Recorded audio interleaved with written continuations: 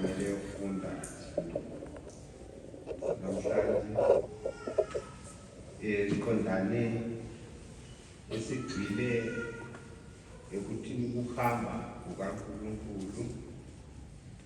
Angcwele siyananzelela ukuthi inkonzo yalamuhla yehlukile kwezinye esizijwayeleyo esizibamba amasonto wonke, ukukhomba ukuqakatheka kwaleli ilanga empilweni yakho leyami,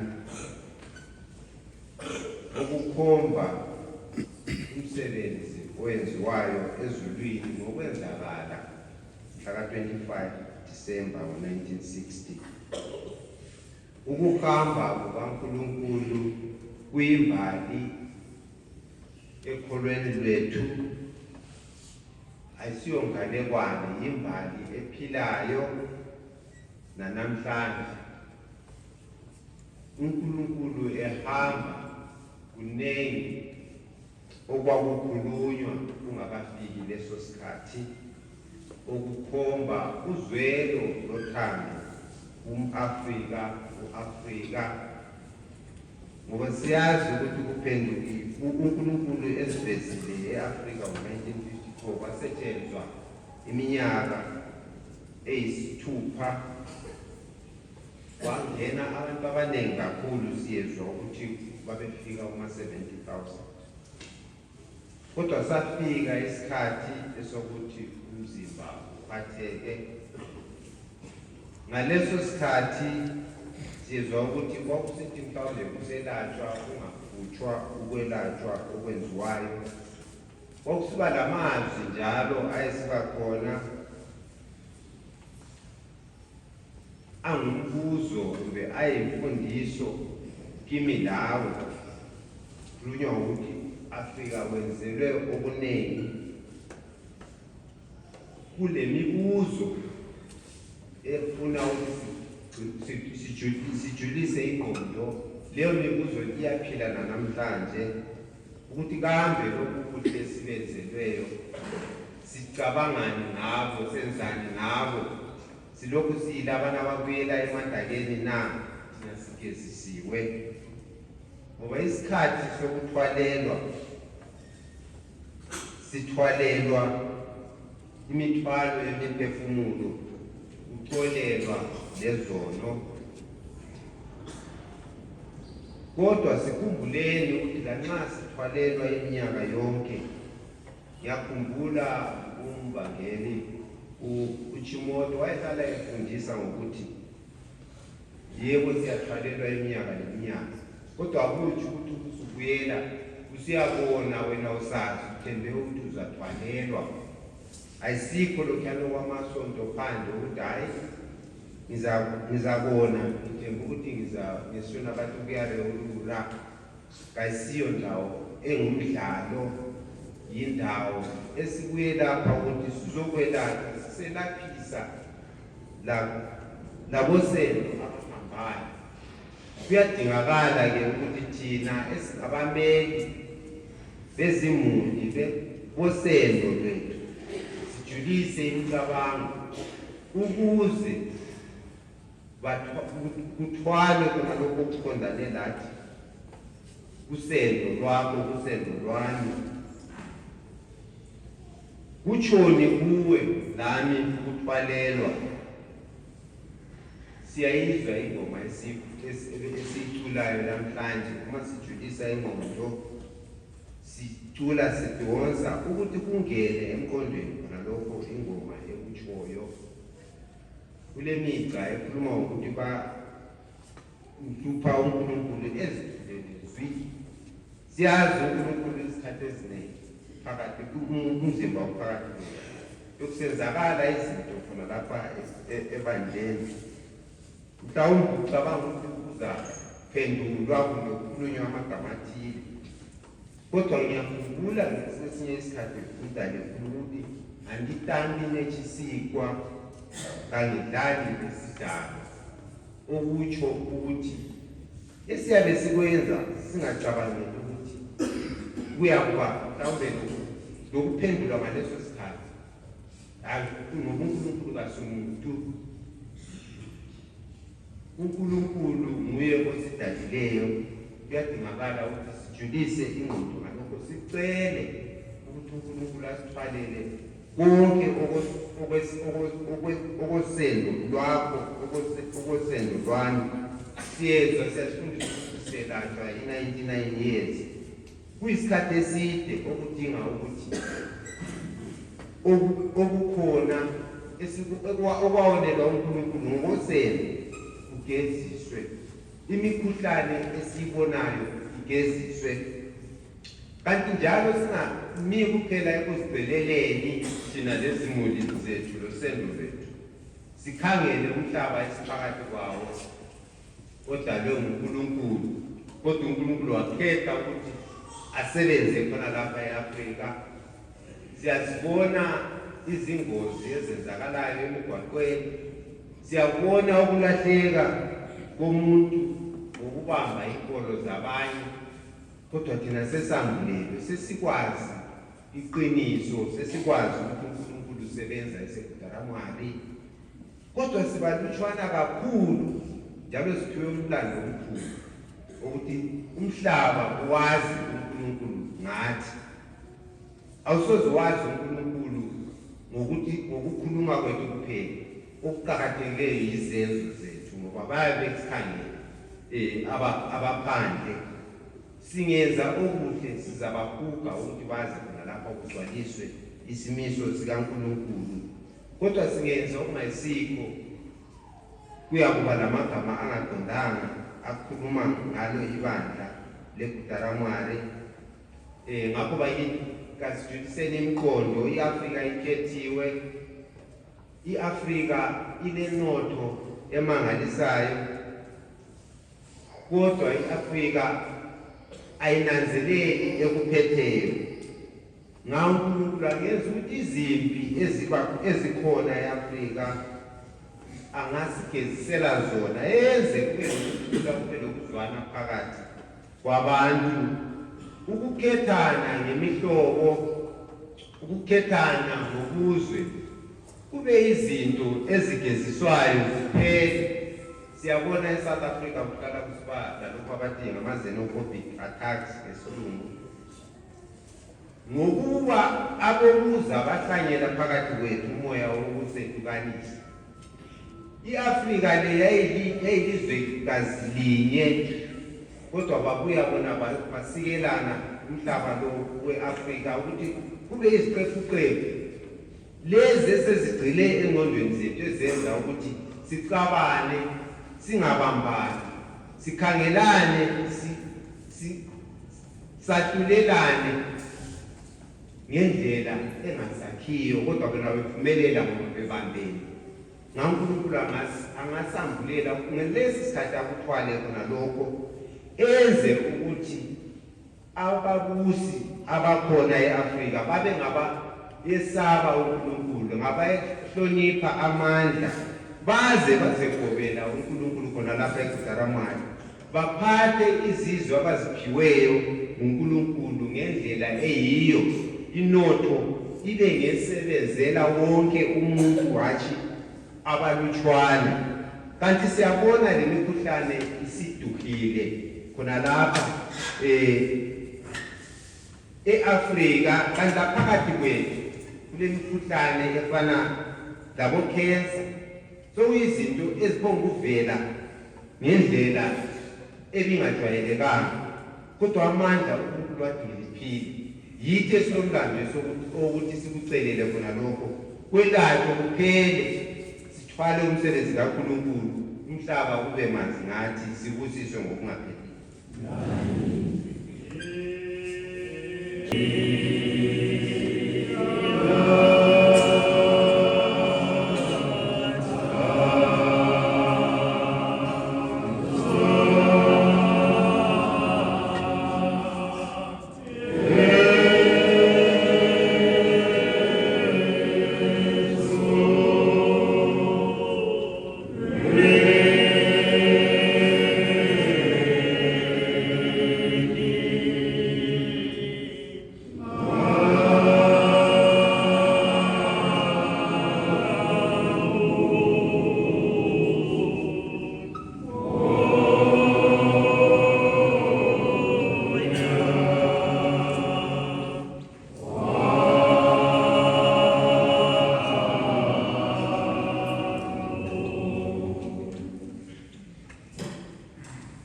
uxolo ubabangeli abakhokheli nakuyo inhlanganiso ebutheneyo ekuseni lokhu ngaleli langa elikhulu,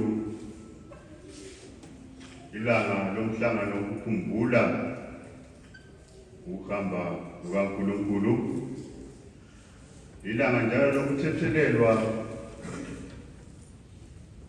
izono lokuthwalelwa imithwalo yemphefumulo umiswe uNkulunkulu lokho, ilanga njalo lokukhumbula amaqhawe ahambe phakathi komsebenzi wonalo. Uzafunda amazwi kaNkulunkulu ayizimiso eyimfundiso kithi, ngiyawaphinda ngwafundile ngosuku oludlulileyo, kodwa isikhathi sakhona kuqakathekile ukuthi amazwi lawa siwazwisise ngaso sona lesi sikhathi. La amazwi aphume zilithumi lambili ngenyanga yeshumi lambili ngomnyaka ka-1989. Isihloko 59 sisithi amalanga afanele kwaziwa yibo bonke abantwana bakaNkulunkulu eBujaramwari. Ilanga lokuhamba kukaNkulunkulu uMpalakazi 25. Leli yilo ilanga lapho uNkulunkulu ahamba ngalo. Kuba lo mhlangano wesikhumbuzo sokwenzakala ngoMpalakazi 25 ngo-1960. Ngalo leli langa ilizwi lathula uNkulunkulu esehambile. Umsebenzi waleli langa, isikhathi sokuhamba kukaNkulunkulu ngesokuthwalelwa imithwalo yemphefumulo, isikhathi sokuthethelelwa izono. Lesi sikhathi sithatha indawo ye-Easter, lapho abaningi ngaphandle bathi ilanga lokuthethelelwa kwezono ngokufelwa esiphambanweni. Thina kasazeli ukuthi uNkulunkulu kasifeli njalo kafi. uNkulunkulu uyasithwalela izono sithole ukuthethelelwa kunaphakade. Ukuzigiqa phambi kweziphambano zamaplanka esasikwenza emasontweni ngesikhathi se-Easter kwakusenziwa ukufisa ukuthi amandla obuNkulunkulu ayiwo ageza izono asihawukele asebenze phakathi kwethu. Ngaleli langa simele sazi ukuthi ilanga lomsebenzi omkhulu wokuthethelelwa. Lo ngumsebenzi ofiswa nguye wonke umuntu okhonzayo emhlabeni wonke jikelele. Impendulo isobala eBujaramwari. Ukuhlonitshwa kwaleli langa. Mhla ilizwi lithula 25 Mpalakazi ngo-1960 kwaba losizi ebantwaneni beBujaramwari. Ngakho nxa leli langa lifika liletha usizi kithi, sikhumbula okwenzakalayo. Nxa abantu besenza isikhumbuzo sokuhamba komzali wenyanga, baba sesizini bekhumbula okwenzakalayo kibo mhla betshiywa ngumzali. Abenza isikhumbuzo bayabuthana ndawonye labantwana babo. Babatsho ebantwaneni ukuthi bayeziphikisela komakhelwane ngoba bebancinyane bengazi lutho. Ogcinwe yileyo muli ongayishiye kwigazi labo, uyayatshelwe ngomsebenzi ozakuba khona isikhathi sawo singakafiki. Lokhu kumenza naye ahloniphe. Thina simele sazise izihlobo, abangani, abazali esibagcinileyo ezindlini zethu ngesikwenzayo ilanga lokuhamba kukaNkulunkulu, isikhathi saleli langa singakafiki.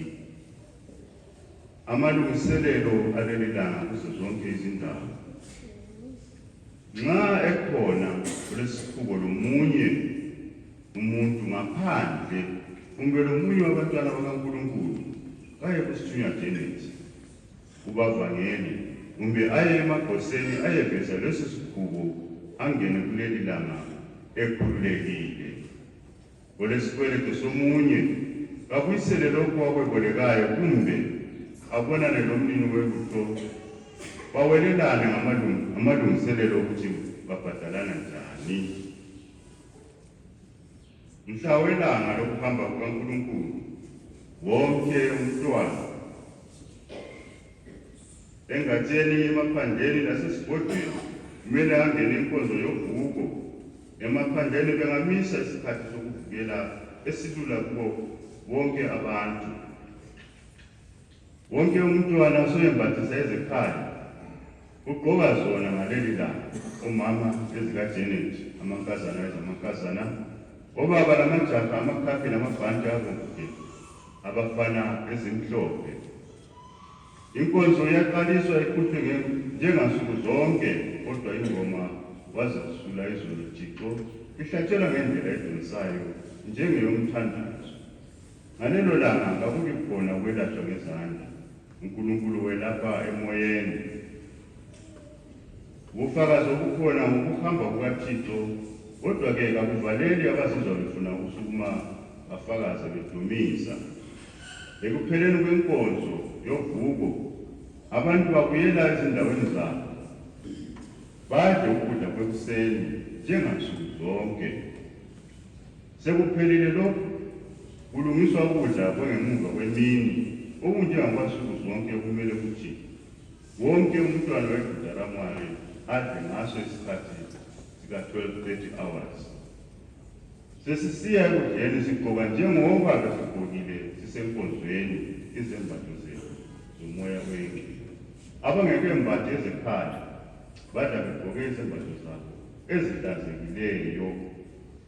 Abalezingane ezincane bathontisela umhluzi emlonyeni womntwana lanxa kukanye kwanele.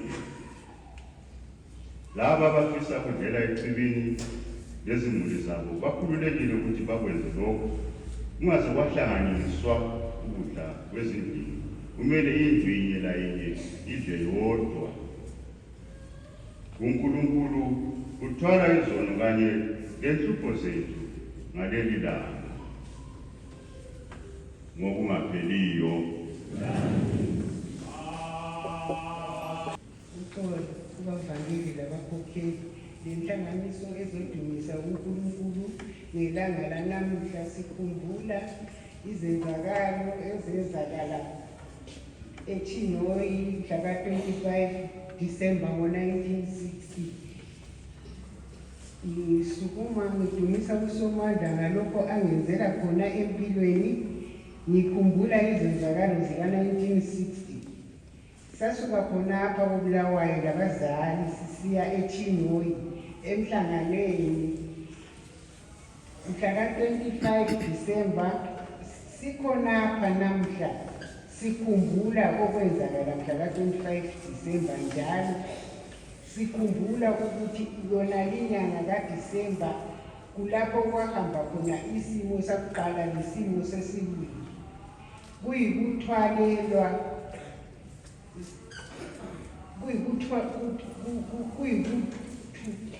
kwelizwi phakathi kwethu emhlabeni. Mhla ka-25 Disemba sangena inkonzo yokusenyi njengansuku zonke. Ibandla lalilindele ukubona isimo echibini njengoba abaphambili babethembisa ibandla besithi bazabona uThixo ngesimo akwenzakalanga njengokuthembisa kwakhe. Kwakungelula ukutshela ibandla ngomumo owawukhona. Sathi siphuma echibini sabona kufika imota ihamba ngesiqulu isima kwatshaywa insimbi ukuze abasebephumile echibini baphenduke. Kulimota kwaphuma obaba abathathu beza echibini bedanile.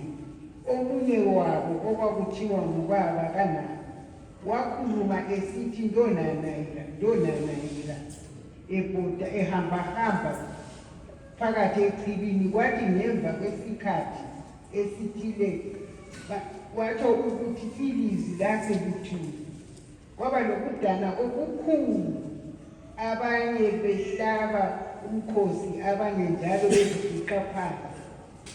Batsho ukuthi abantu kabalindele amachumi amane, kuthiwe abantu balindele amachumi amane ezinsuku, uNkulunkulu uzasiphendukela njalo ulathi emoyeni. Kuthe sokuphunya sekusiyalondoloza hayi sokukathwa umfula, abantu bendlala ingubo zabantwana, amashawulu, amanapukeni, ukuze imota eyayithwele umzimba inyathele phezulu. Safika isikhathi sokulondoloza umzimba, sokuyiwa endlini yokulondoloza. Abantu ababengayisibo beGudaramari bezwakala besithi, sephumile ebhokisini akusela lutho. Ngathi ngiyakhangela lala ngingabona uNkulunkulu ngesimo engisaziyo, kulaba bambethe ezikaJenethi ezimhlophe lamakhakhi, besentabeni duzane lakhonapho esasikhona.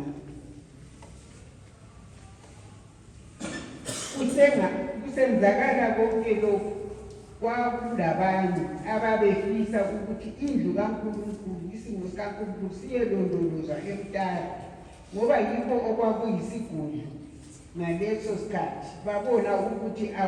Babona ukuthi kakuphumeleli, bathatha ingungu bathwala behamba ngomkhumbi, iLand Rover ezakudala ezifana lezazisetshenziswa ngamapholisa ngama-60s.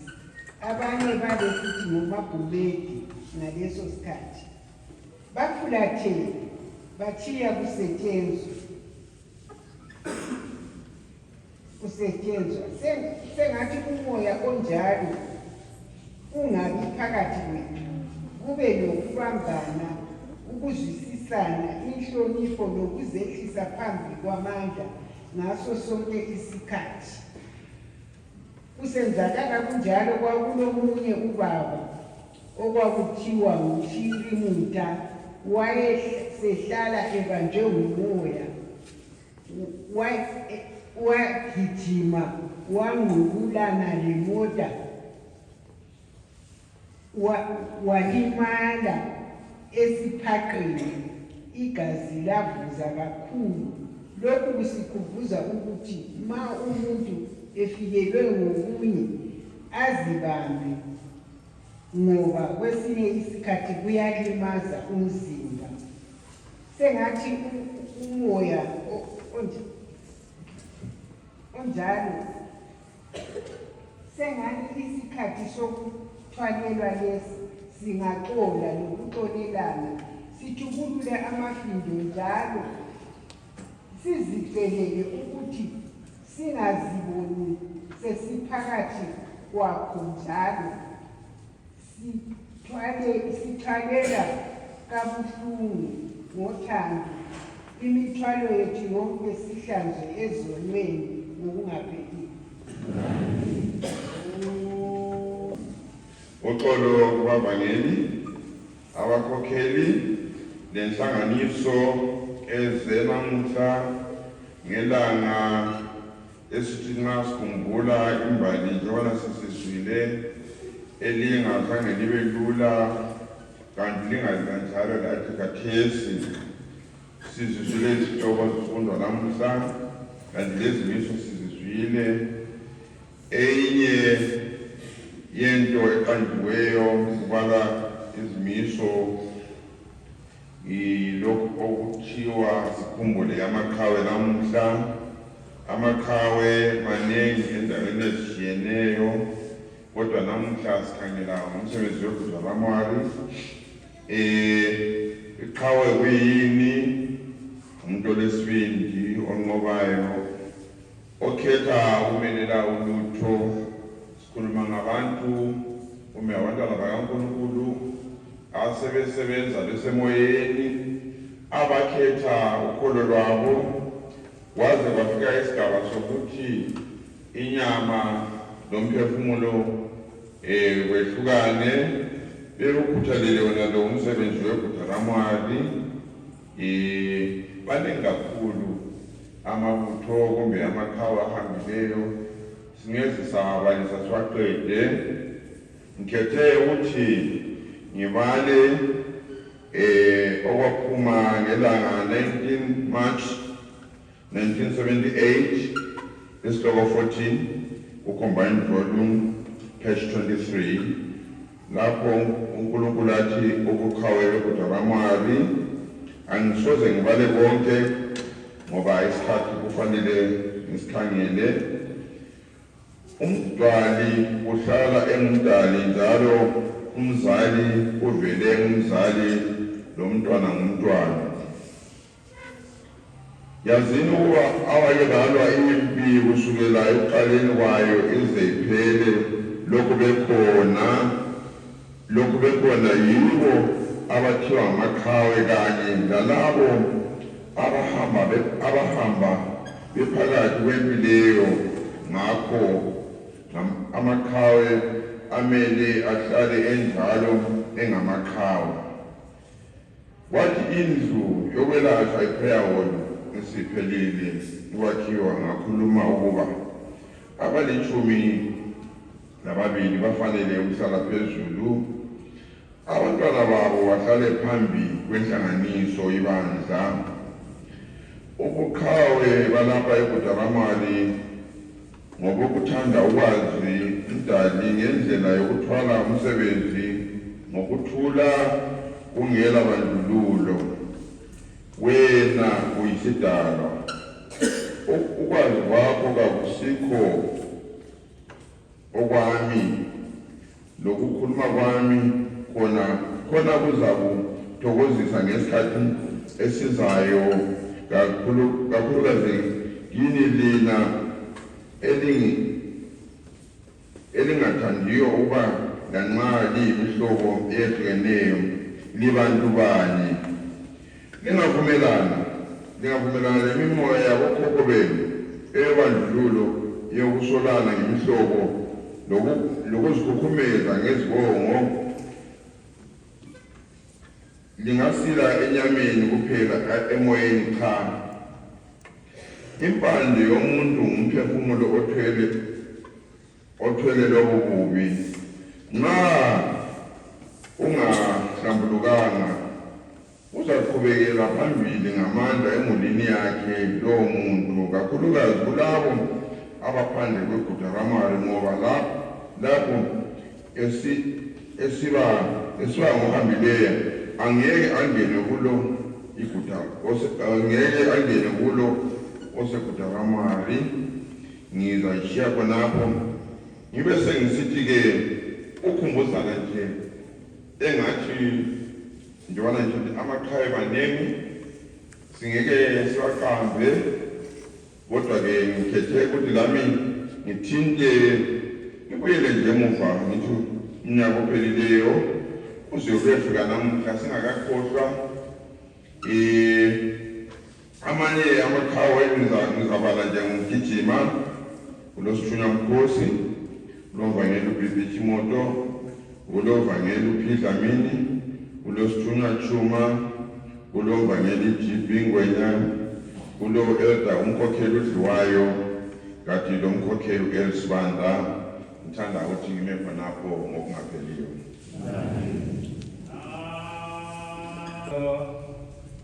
Kubavangeli, abakhokheli lebandla lakhe umdali elikuthene ekuseni uzodumisa amandla.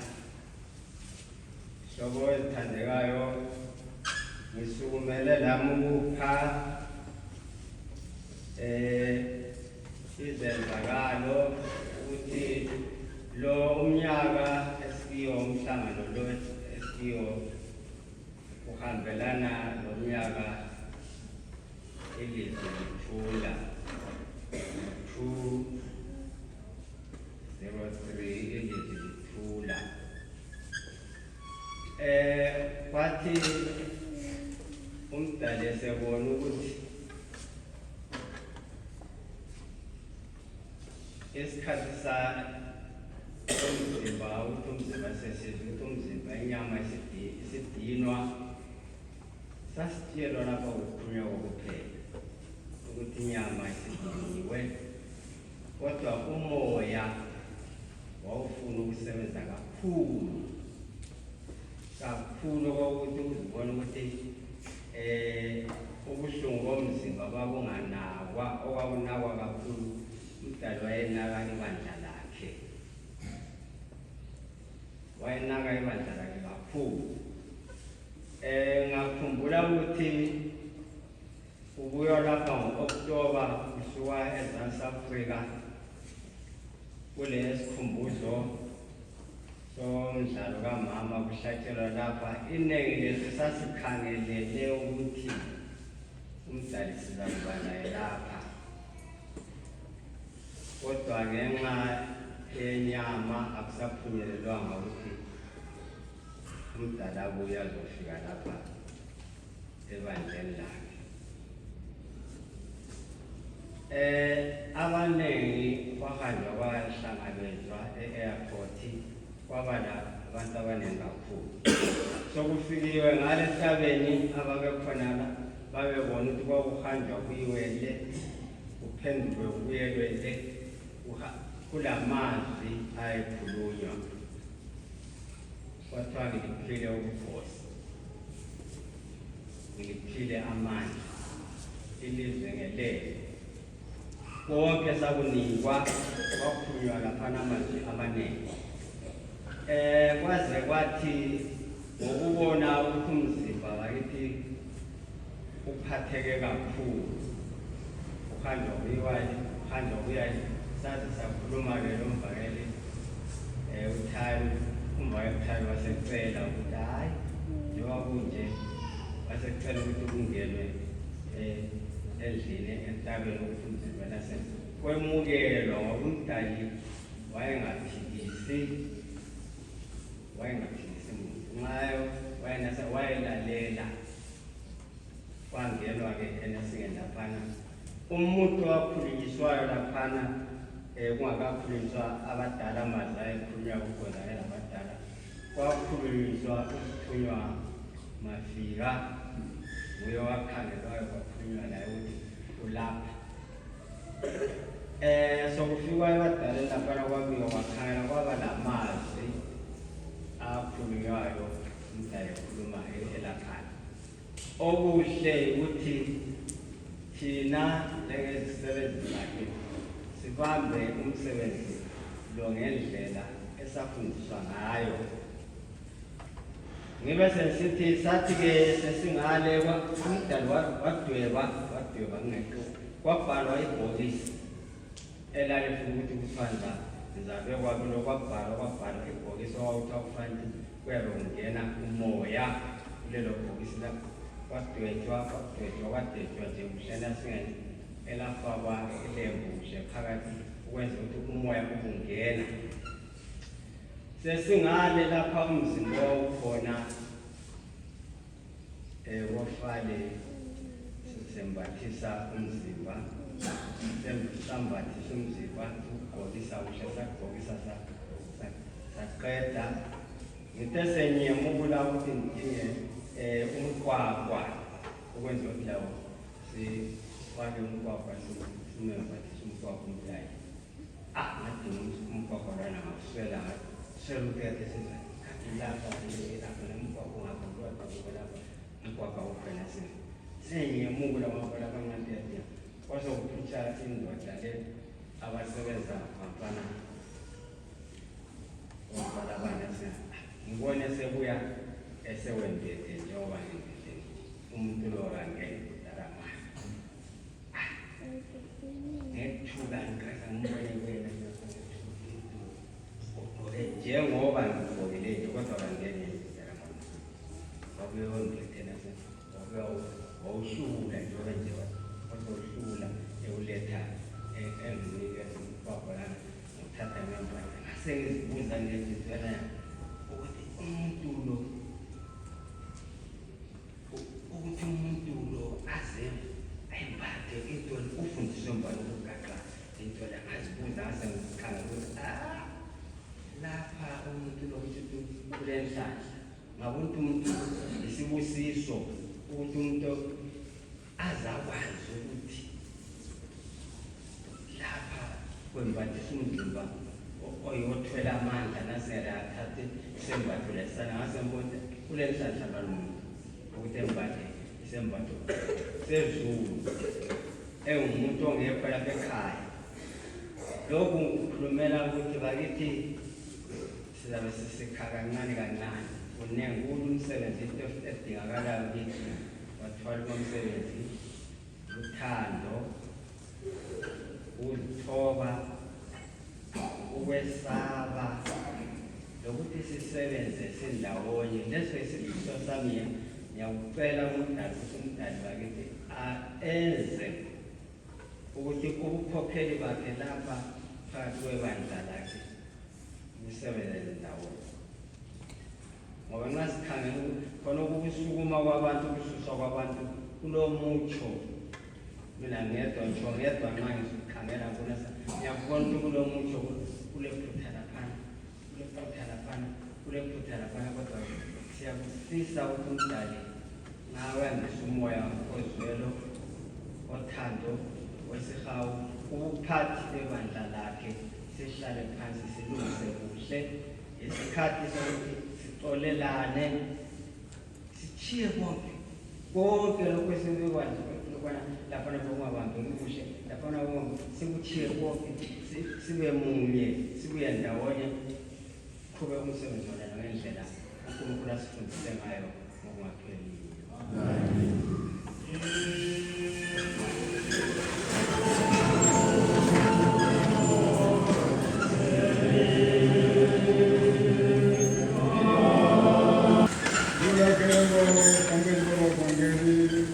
Kumbaniri chitata dakuya mpanamano zuva kuri nokosha kuzotakura basa raumwari ratinenge tirumbidze Mwari.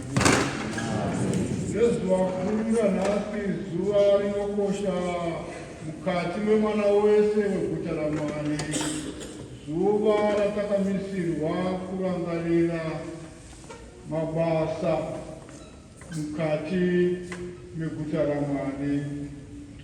Handisi kuzotaura akawanda nokuda kwenguva, riri zuva rinokosha. Kudai ndanga ndinawo mashoko akawanda zvikuru akaitika zuro kureva nechimiro chokutanga chakaenda musi wa25 Zita 1960.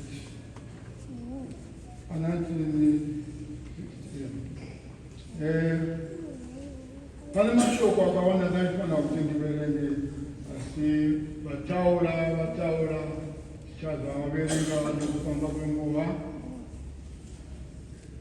Inguva yatinofanira kudzamisa pfungwa mumwe nemumwe mukati mebasa. Ibasa rinotira ibasa rokuti ukaritevedzera mafambiro aro unofamba muupenyu hwakanaka.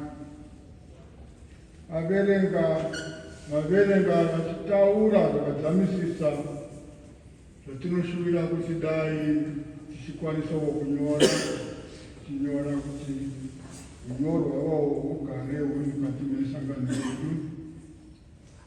Nguva yekutakurirwa handinyore kutakurirwa zvakawanda zvauchasangana nazvo, zvaunosangana nazvo mukati meupenyu nemukati memuviri wako. Tinoshumira kuti dai Mwari vatitakurira zvose zvichemo zvesu zvataurwa. Tinoshumira kuti dai vatitukamirira isu vana vavo vatigezesera mweya inotishungurudza mukati muupenyu hwedu.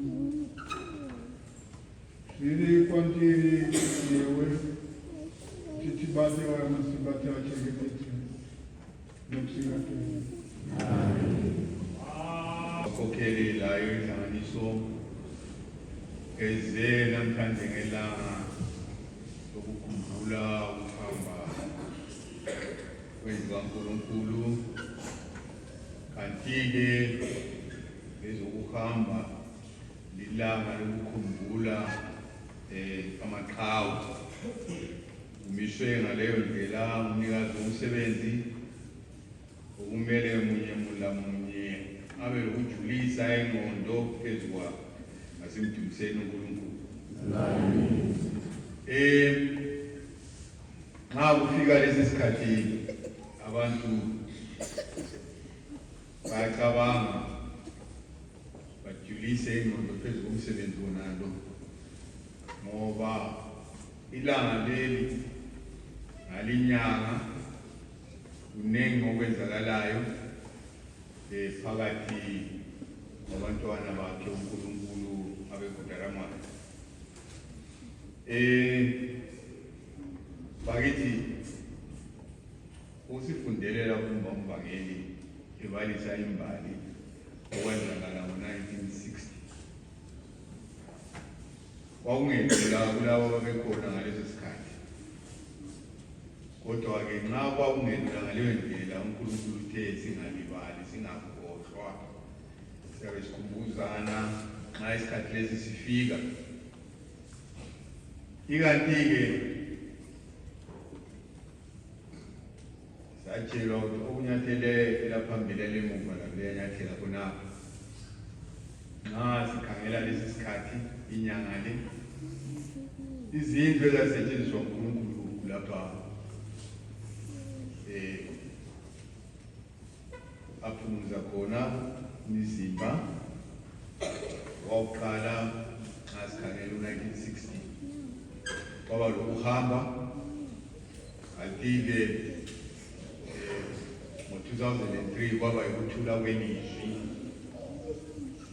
ukugcwalisa ukuthi angilitshili lodwa ndakuba lani isikhathi zonke, angiphumi kulindlu, konke lokho, kodwa ungasoke kube khona ilizwi. Kanti-ke ngo-1960 kwaba khona ukuhamba, kwaba lesithembiso ukuthi ngemva ngizaliphendukela ngemva kwama-40 ezisuku. Siyakubona ukuthi kwenzakala. Izenzakalo kusukela lezo sikhathi kuzofike namhlanje zinengi. Munye namunye umntwana oseGudaramari kumele azi imbali yeGudaramari ukuthi imi njani. Asikhatheni lo nyaka lamabutho amaningi ahambileyo enyanga yonaleyo esikambe kuyabe kusitshoni.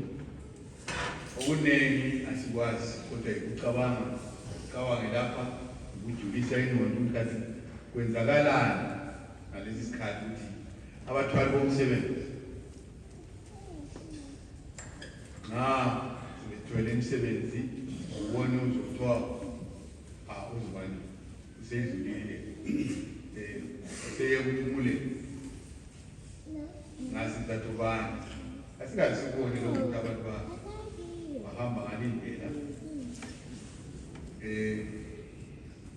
Esikucelayo uNkulunkulu ukuthi siyazi ukuthi nguye osinika impilo,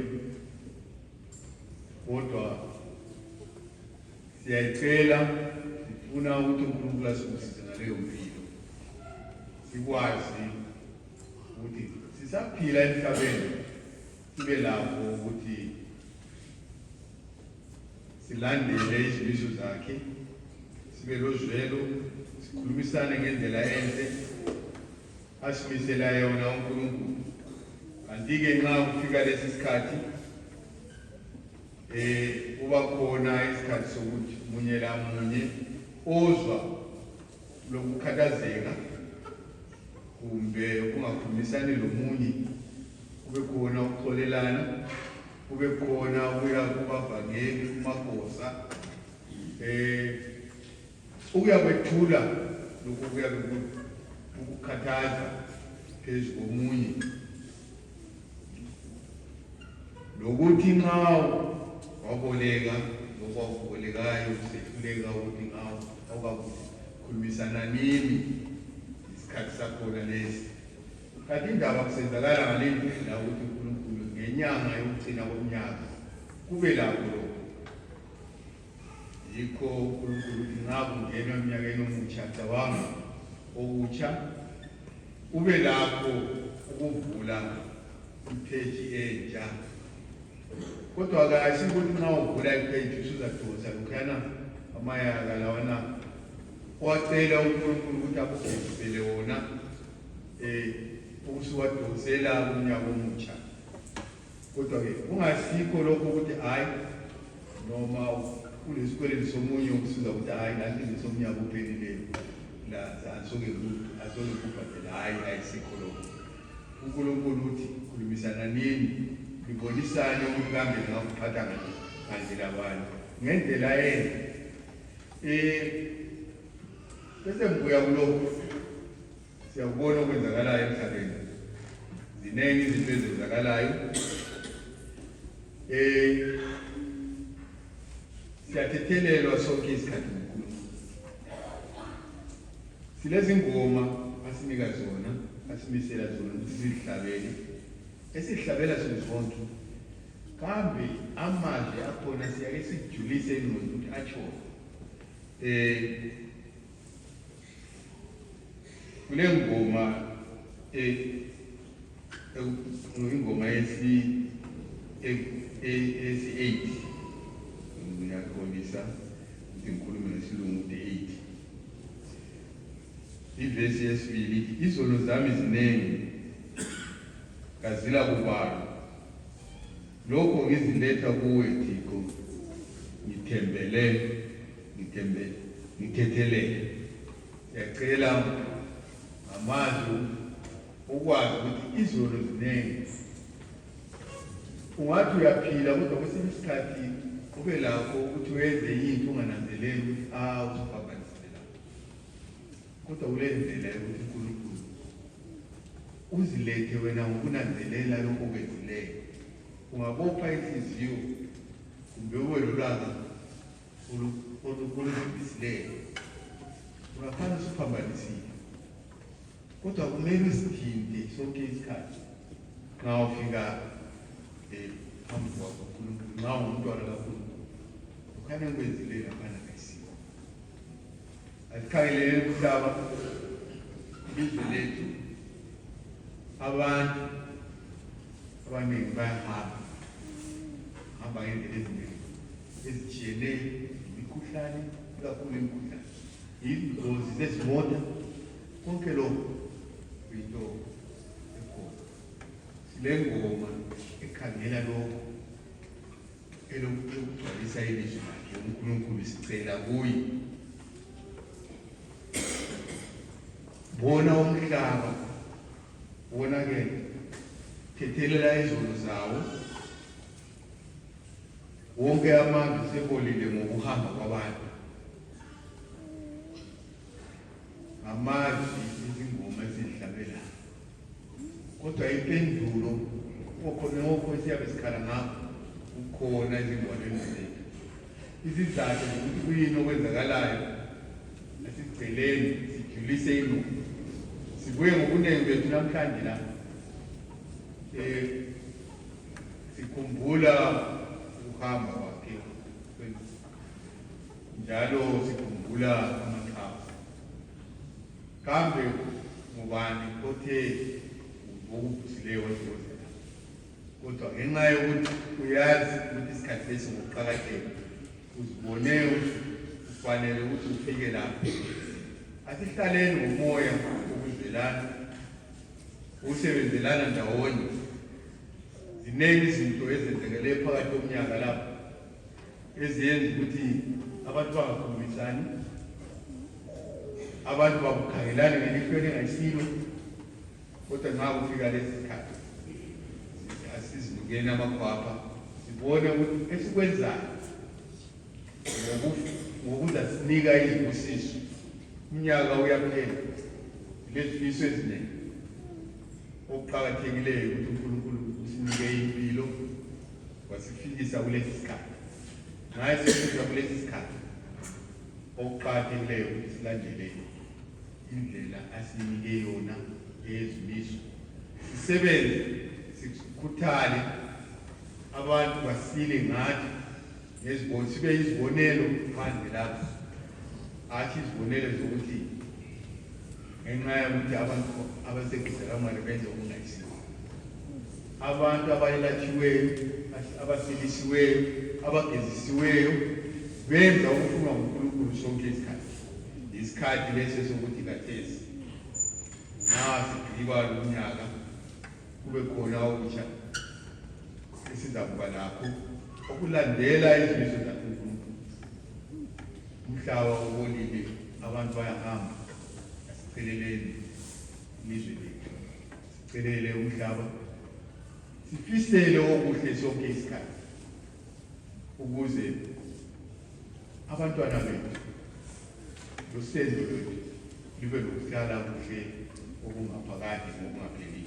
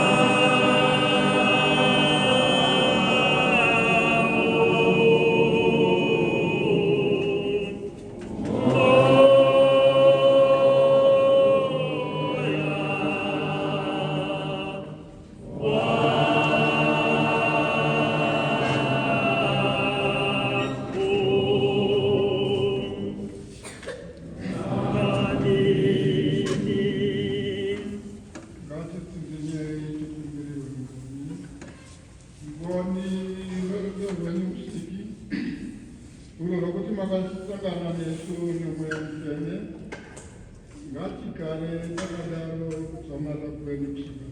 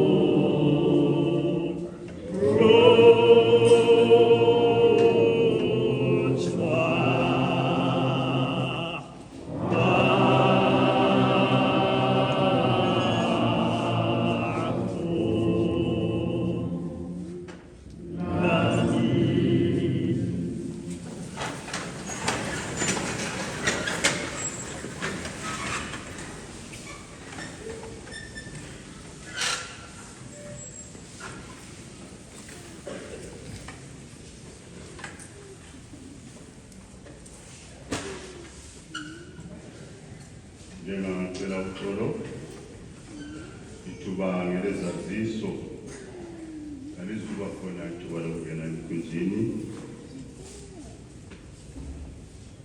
kanti-ke olwesikhubo babonane olwesikhubo khona lapha omunye ngaphandle babonane nabavangeli nabobhosa isikhathi sesidlo singakafiki ungangeni kumbe uyehlala usisidla isidlo isikhathi lokhu lesikhubo. Namhla akwamukelwa umuntu omutsha ozongena eJanuwari uzaze kwamukelwe kusasa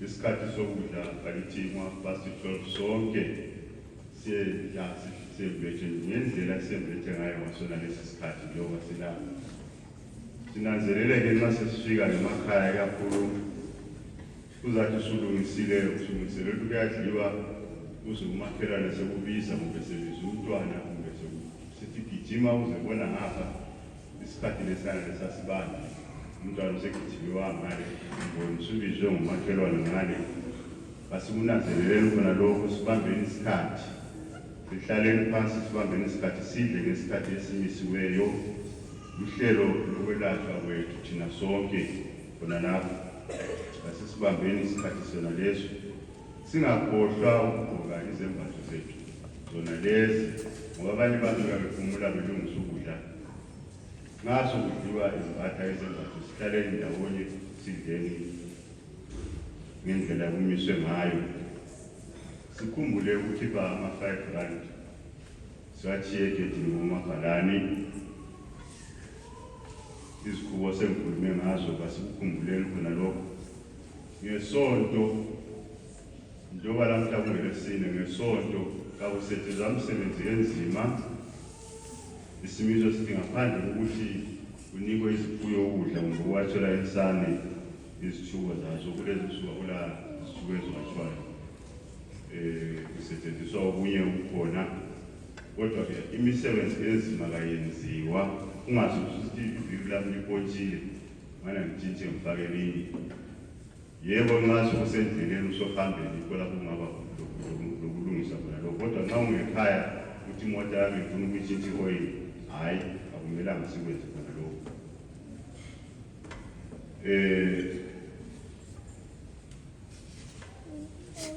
kanti njalo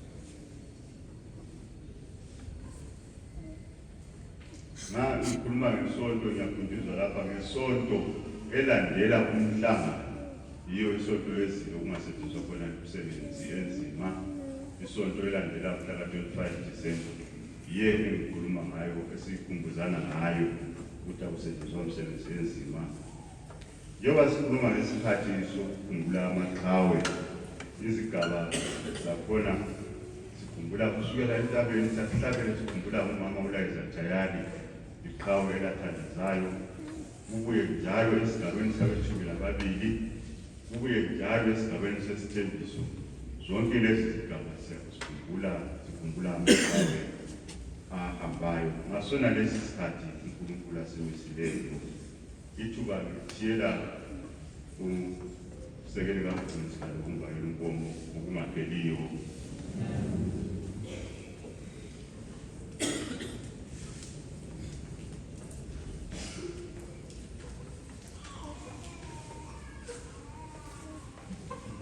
ngiyaxolisa isikhathi sokungena inkosi emini u-2 uhlelo lukhona laphana lubhaceliwe laphana siyangena inkosi emini u-2 ithuba ngithiyela ukumbayela inkomo okungapheliyo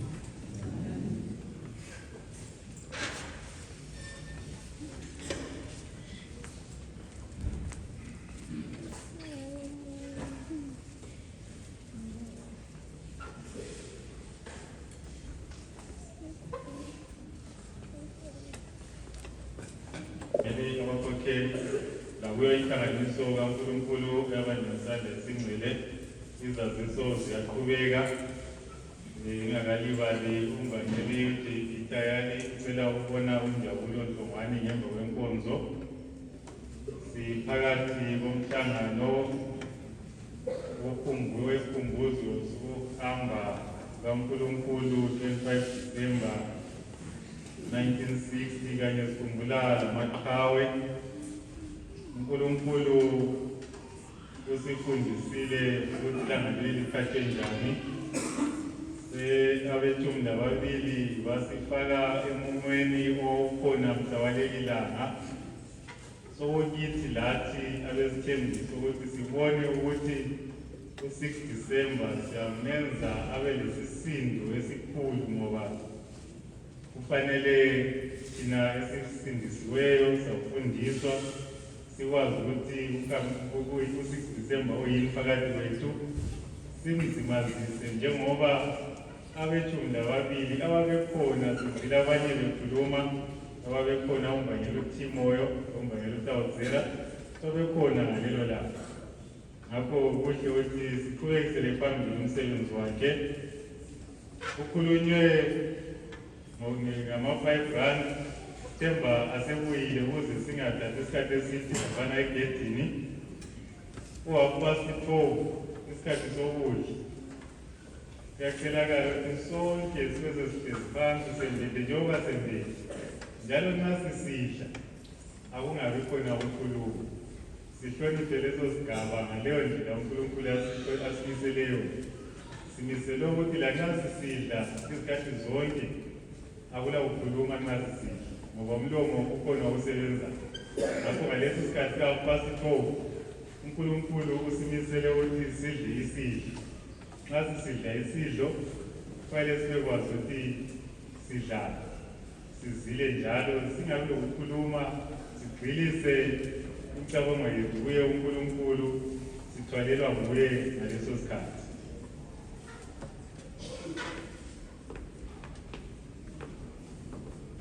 sile zihlabelelo ezikhona phakathi kwethu sizile utabelela kakhulu nxa sesisiya amavesi amathathu esithathu nesine izinga lokutabelela liyehla.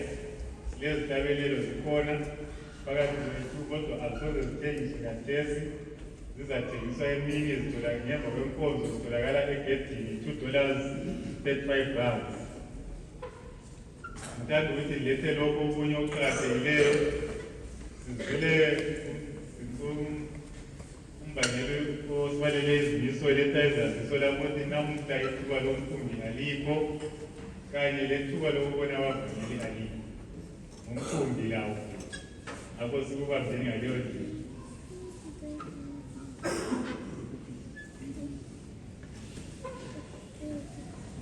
Ngeviki ephelileyo kukhulunywe ngokuthi kuzakhitshwa izipho ngesonto.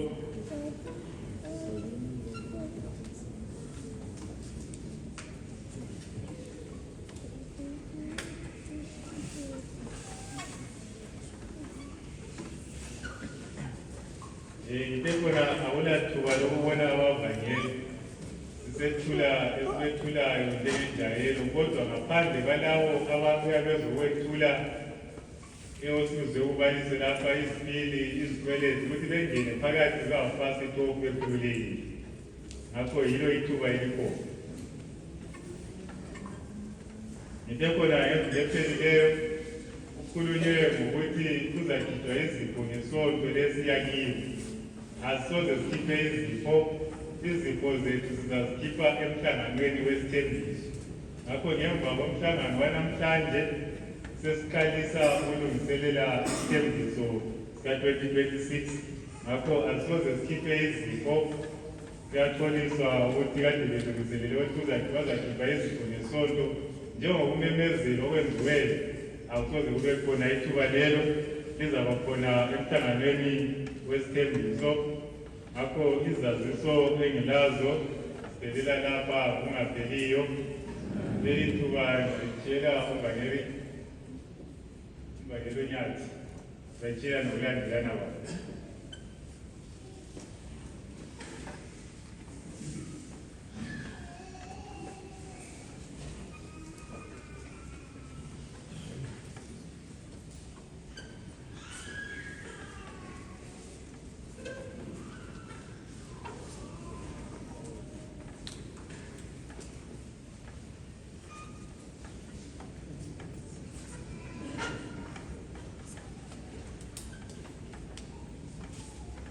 Ngicela uxolo sakithi phakathi kathesi leli thuba sikumele ukuthi ngethule umbiko ukuthi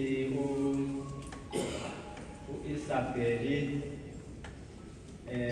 Zumba uchiwe umntwana umntanakhe kufanele kuthiwa uJayisoni usehambile. Bakithi sibikelana ukuthi ngabanye sisebenza nabo lapha kanabo Q35 nangaphambanisi Q35 inamba emzilikazi. Kuhle ukuzabatsheniswa endaweni enje bakithi ukuthi sisondelelane nabo siye khona ngayo ukuthi kuyephathiswana emsebenzi wona lo oswehliswa nguNkulunkulu uzefika emaphethelweni okungapheliyo.